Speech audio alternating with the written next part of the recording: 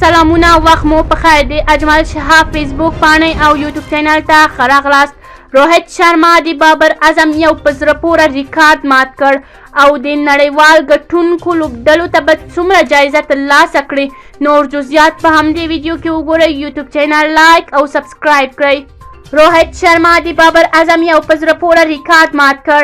د هند لوبډلې په شلوریز نړیوال جام کې ښه پیل وکړ او لوبډل مشر روهت شرما او لوبډله یې اوس مهال د نړیوال جام له پایلوبې څخه یوازې یو ګام لرې دي. لوبډل مشر روهت شرما تر دې دمه په دې تورنمنټ کې چندانې ښه لوبه نه دی کړی او تر دې وړاندې آسیا جام کې ښه نه ولوبېده، خو یو ریکارډ یې جوړ کړ او په 2024 کال کې د زیاتو بریاو خپلولو ریکارډ یې په خپل نوم کړ. روهت شرما لومړنی لوبډل مشر شو چې په یو کال کې په شلوریزو لوبو کې تر ټولو زیاتې بریاوې خپلوي او په دې سره هغه پاکستانی لوبډل مشر بابر اعظم شاته پرېښوده. بابر اعظم په 2021 کال کې د پاکستان لوبډلې لپاره 21 شلوریزې لوبې ګټلې وې، خو د روهت په لوبډل مشرۍ کې هم تر دې دمه په روان کال کې 22 شلوریزې لوبې ګټلې دي او تر ټولو مخکښ لوبډل مشر شو.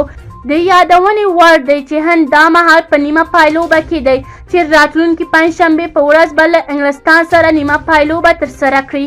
د نړیوال ګټونکي لوبډلې په څومره جایزه ترلاسه کړي؟ د شلوریز نړیوال جام ګټونکي لوبډلې ته د کرکټ نړیواله شورا 1.6 میلیونه امریکایي ډالر په نظر کې نیولي دي او هغه لوبډله چې په پایلوبه کې له ماتې سره مخ کیږي هغه ته به 800,000 امریکایي ډالر جایزه ورکول شي.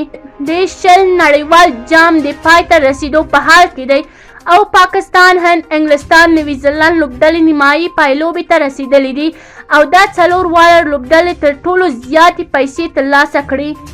د آی سی سی د معلوماتو له مخې ټولو ګډون کوونکو لوبډلو ته په مجموعي ډول 15.6 میلیونه امریکایي ډالر ورکړل شي، خو دې سره څلور غوره لوبډلې د غوره جایزه مستحق دي. د نیمه پایلوبې بایلونکو لوبډلو ته به 400,000 ډالر جایزه ورکړل شي، یعنې دواړو ته به 800,000 ډالر وي او پایلوبې کې ماتې خوړونکې لوبډلې ته به 800,000 ډالر اخلي او اتله لوبډله به بیا 1.6 میلیونه ډالر اخلي. د یادولو وړ دی نیمه پایلوبې ته به وتلو څلور واړه لوبډلو کې پاکستان، هندوستان، انګلستان یو ځل شلوریز نړیوال جام اتلولي خپله کړې، خو نیوزیلند تر اوسه یو نړیوال جام هم نه دی ګټلی.